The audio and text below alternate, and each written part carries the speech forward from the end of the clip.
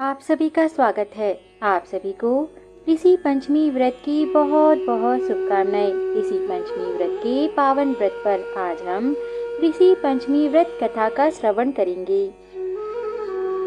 ऋषि पंचमी का व्रत सप्त ऋषियों को समर्पित होता है और महिलाओं के लिए ये बहुत शुभ माना जाता है। मान्यता है कि इस दिन व्रत रखने और कथा सुनने से इसी जन्म नहीं बल्कि पिछले जन्म के पाप भी समाप्त हो जाते हैं। ऐसी मान्यता है कि ऋषि पंचमी का व्रत करने से महामारी के समय हुई भूल से भी मुक्ति मिल जाती है।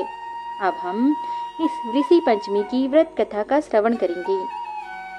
ऋषि पंचमी व्रत कथा अनुसार प्राचीन समय में विदर्भ देश में उत्तक नाम का एक सदाचारी ब्राह्मण निवास किया करता था, जिसकी पत्नी बड़ी ही पतिव्रता थी और उन दोनों की दो संतानें थी, एक पुत्र और एक पुत्री। उसके पुत्र सुविभूषण ने वेदों का संगोपांग अध्ययन किया और कन्या का समय अनुसार एक सामान्य कुल में विवाह कर दिया। लेकिन कुछ ही दिनों में कन्या विधवा हो गई, जिसके बाद वह अपने मायके में रहने लगी।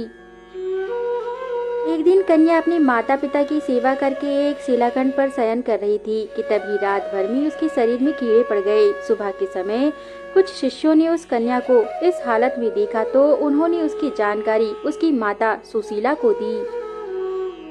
अपनी पुत्री की यह दशा देख के माता विलाप करने लगी और पुत्री को उठाकर ब्राह्मण के पास लेकर गई। ब्राह्मणी ने हाथ जोड़कर कहा, महाराज, यह क्या कारण है कि मेरी पुत्री के सारे शरीर में कीड़े पड़ गए हैं।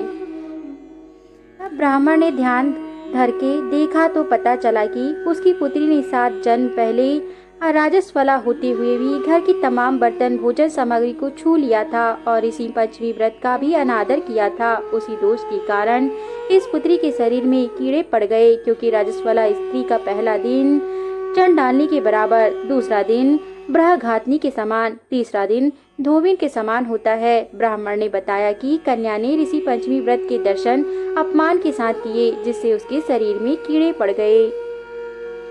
तब सुशीला ने कहा, महाराज, ऐसे उत्तम व्रत को आप विधि के साथ वर्णन कीजिए जिससे सभी प्राणी इस व्रत के लाभ को उठा सके। ब्राह्मण बोले, यह व्रत भादो मास की शुक्ल पक्ष की पंचमी को धारण किया जाता है। इस दिन पवित्र नदी में स्नान कर व्रत धारण करके संयम काल में सप्त ऋषियों का पूजन करना चाहिए। भूमि को शुद्ध गौ के गोबर से लीपने के बाद उस पर अष्ट कमल दल बनाकर नीचे लिखे सप्तऋषियों की स्थापना कर प्रार्थना करनी चाहिए तथा इस पूजा में महर्षि कश्यप, आत्रि, भरद्वाज, विश्वामित्र, गौतम, जमदग्नि, वशिष्ठ महर्षियों की मूर्ति की स्थापना कर अचमन, स्नान, चंदन, फूल, द्वीप, निवेद आदि पूजन कर व्रत की सफलता की कामना करनी चाहिए। इस व्रत का उद्यापन भी विधि पूर्वक करना चाहिए। चतुर्थी के दिन एक समय भोजन करके पंचमी को व्रत आरंभ करना चाहिए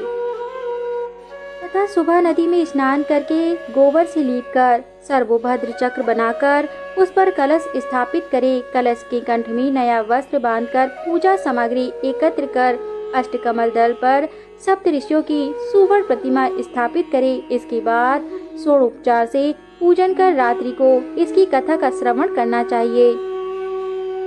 वह ब्राह्मणों को भोजन दक्षिणा देकर व्रत पूर्ण करे। इस प्रकार से इस व्रत का उद्यापन करने से नारी सुंदर रूप लवण्य को प्राप्त होकर सौभाग्यवती होकर धन व पुत्र से संतुष्ट हो उत्तम गति को प्राप्त करती है।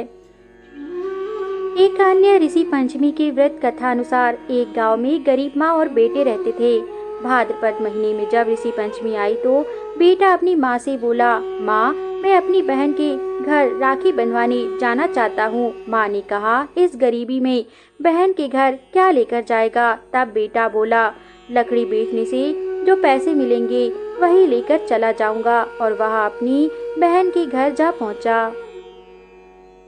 उस समय बहन सूत काट रही थी। सूत का धागा बार बार टूट रहा था। बहन उसे जोड़ने में व्यस्त थी। देख ही नहीं पाई कि भाई आया है। भाई ने सोचा अमीर बहन के मन में गरीब भाई के प्रति प्रेम नहीं है और वह वापस जाने लगा। इतने में बहन का सूत का तार जुड़ गया। उसने जैसे ही नजर उठाई तो देखा भाई जा रहा है। वह दौड़ कर गई और भाई से बोली, भैया, मैं तुम्हारा ही इंतजार कर रही थी। सूत बार बार टूट रहा था इसलिए बोल नहीं पाई।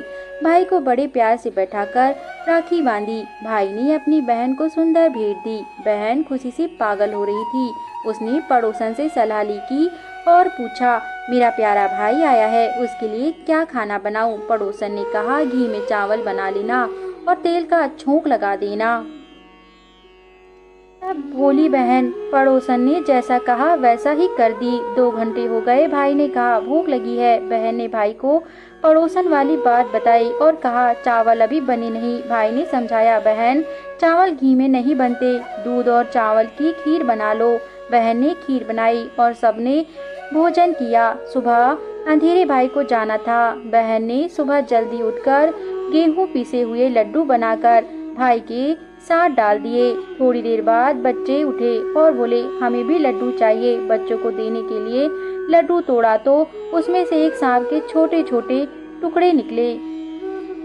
से भाई की फिक्र होने लगी। वो तुरंत दौड़ी। बहुत दूर जाने के बाद भाई दिखा तो भाई को आवाज लगाई। भाई सोचने लगा, ये मेरे पीछे दौड़कर क्यों आई है? उसने ऐसे इतनी दूर दौड़कर आने का कारण पूछा। बहन बोली, मैं तेरी जान बचाने आई हूँ। तुझे जो लड्डू दिए थे उसमें भूल से सांप के टुकड़े आ गए हैं। तुझे यही कहने मैं यहाँ आई थी।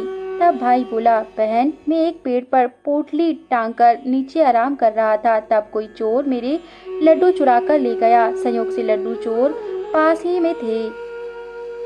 ये लड्डू खाने ही वाले थे, लेकिन उनकी बात सुनकर वह रुक गए। बहन के पास आकर बोली, तुमने हमारी जान बचाई है, आज से तुम हमारी धर्म बहन हो। लड्डू वहीं गड्ढा खोदकर गाड़ दिए। बहन भाई को घर ले आई और तीसरे दिन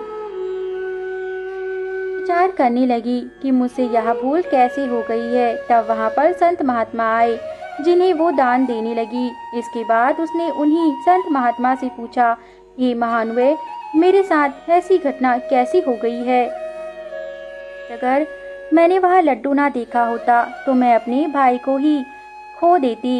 इस पर संत महात्मा ध्यान धारण करे और उन्होंने देखा कि इसने ऋषि पंचमी का व्रत रखा था अपने पूर्व जन्म में, परंतु उसने वह व्रत आधा ही किया था, जिसके फलस्वरूप आज वह दंड की भागीदार बनने वाली थी। संत साधु महाराज ने बताया, हे पुत्री, अब तुम ऋषि पंचमी का व्रत पूर्ण कर लो। तुमने पूर्व जन्म में ऋषि पंचमी का व्रत आधा किया था, जिसके फलस्वरूप तुम्हारे हाथ से तुम्हारे भाई की मृत्यु हो जाती और तुम पाप की भागीदार बन जाती। यह व्रत सभी पापों से छुटकारा देने वाला है। क्योंकि तुमने आधा व्रत पूर्णतः किया था, इसलिए फलस्वरूप आज तुम अपने भाई की रक्षा कर पाई हो। इसलिए अब तुम पूर्ण श्रद्धा से ऋषि पंचमी का व्रत विधि विधान से करो। कन्या की व्रत की विधि बताकर साधु संत चले गए तथा कन्या ने विधि विधान से वह व्रत पूर्ण किया। ऋषि पंचमी का व्रत समस्त नारी जाति के लिए श्रेष्ठ बताया गया है। इस व्रत को करने से समस्त पूर्णतः पाप नष्ट हो जाते हैं। हमारे द्वारा प्रस्तुत की गई धार्मिक व्रत कथाएं अगर आपको पसंद आती हो, धार्मिक कहानियां आपको पसंद आती हो, तो हमारे YouTube चैनल को जरूर सब्सक्राइब करें और अपना समर्थन अवश्य दें, ताकि हम ऐसे ही उच्च कोटि की कथाएं लाते रहें। धन्यवाद।